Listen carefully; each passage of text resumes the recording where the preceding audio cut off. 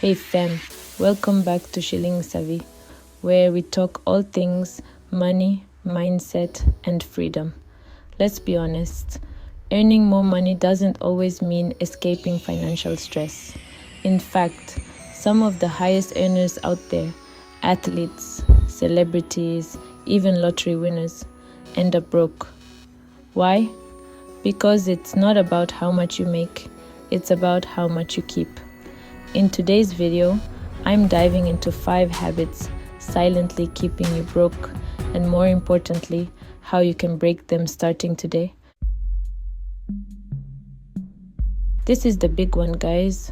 Living above your means. It's the number one reason people stay broke no matter how much money they make. It's like trying to fill a bathtub with a hole in the bottom. No matter how much water you pour in, it's never going to fill up. You could be making 6 figures, but if you're spending $1.10 for every dollar you earn, you're actually worse off than someone making half as much but living below their means. It's a recipe for disaster, and it's easier to fall into than you think. Think about it. You get a raise, you feel good, you deserve to treat yourself, right? So you upgrade your lifestyle. A nicer apartment, a newer car, fancier dinners. That's called lifestyle inflation. And it's a slippery slope. Suddenly, you're back to living paycheck to paycheck, just with fancier stuff. But here's the thing, financial freedom isn't about fancy stuff. It's about peace of mind. It's about knowing you can handle whatever life throws your way. From unexpected expenses to dream opportunities. And that peace of mind comes from living below your means. So how do you break this habit? First, you need to track your spending. You can't fix what you don't track. Use a budgeting app, a spreadsheet, or even just a notebook. Next, identify areas where you can cut back. Are you subscribed to a bunch of streaming services you barely use? Eating out more than you cook at home? Those small expenses add up. Remember, it's not about deprivation, it's about being intentional with your money. Choose experiences over material possessions and focus on what truly brings you joy. Okay, let's talk about budgeting. I know, it sounds about as fun as a root canal, but trust me on this one. If you don't tell your money where to go, it will find a way to disappear. It's like trying to drive across the country without a map. You might eventually get there, but you'll probably waste a lot of time and money along the way. A budget is your financial roadmap. It helps you track your income and expenses so you can make informed decisions about your money. It's not about restricting yourself, it's about giving yourself permission to spend on the things that matter most to you. Now, I'm not talking about creating some complicated spreadsheet with a million categories. Keep it simple. A simple way to start is with the 50-30-20 rule. Allocate 50% of your after-tax income to needs, 30% to wants, and 20% to savings and debt repayment. Needs are your essentials: housing, transportation, food, utilities. Wants are the fun stuff: dining out, entertainment, travel. And savings and debt repayment are your financial goals: building an emergency fund, investing for retirement, paying off credit card debt. The key is to be realistic with your budget. Don't try to cut back on everything all at once. Start small and gradually make adjustments as you go. Remember, a budget is a living document. It should evolve with your needs and goals.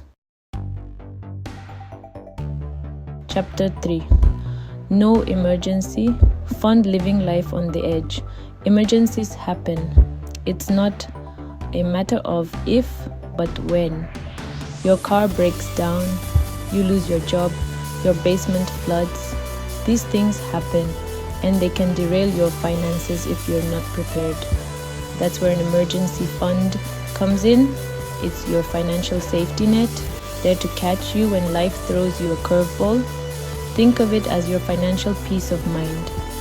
Knowing you have money set aside for unexpected expenses can make all the difference in your financial well-being. Now I know what you're thinking. I can barely afford my bills. How am I supposed to save for an emergency? But here's the thing, you don't need to save thousands of dollars overnight. Start small. Even if it's just $5 or $10 a week, every little bit helps. You can gradually increase the amount as you get more comfortable. Treat your emergency fund like any other bill. Make it a non-negotiable expense. Automate your savings so you don't even have to think about it. Chapter 4. Only one source of income. Putting all your eggs in one basket. Let's talk about income streams. Because in this economy, relying on just one is like walking a tightrope without a net. Sure, it seems stable until it's not. And then what? You're left scrambling, right? Having multiple income streams is like having multiple safety nets under that tightrope. It's about diversifying your income so that if one source dries up, you've got others to fall back on. This is especially important in today's job market, where layoffs and economic uncertainty are becoming increasingly common. So, how do you create multiple income streams? Well, the good news is there are more opportunities than ever before. You could start a side hustle like freelance writing, graphic design, or virtual assisting. You could sell products online through platforms like Etsy or Amazon. You could even rent out a spare room on Airbnb. The key is to find something you enjoy and that fits into your lifestyle. Remember, building multiple income streams takes time and effort. It's not a get-rich-quick scheme, but with dedication and persistence, you can create a more secure financial future for yourself. Chapter 5. Avoiding financial education. The most expensive mistake you can make.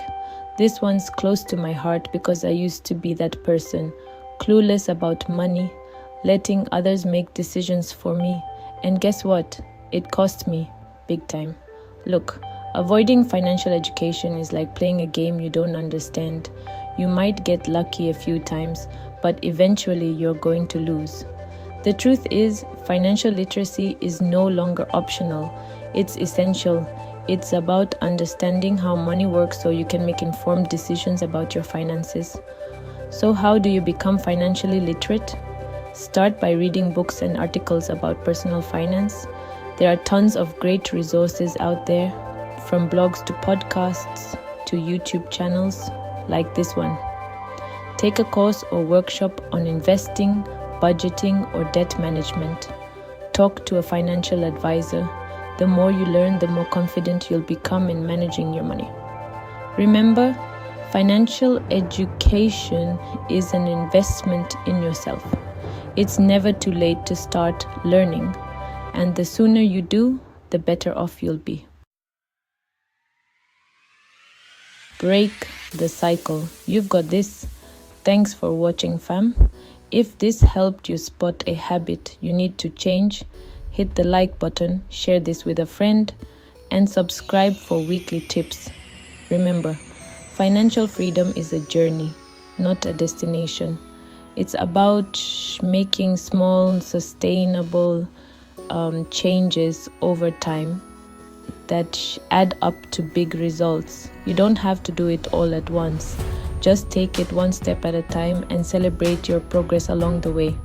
I'm not a financial advisor, just a fellow hustler sharing what I've learned.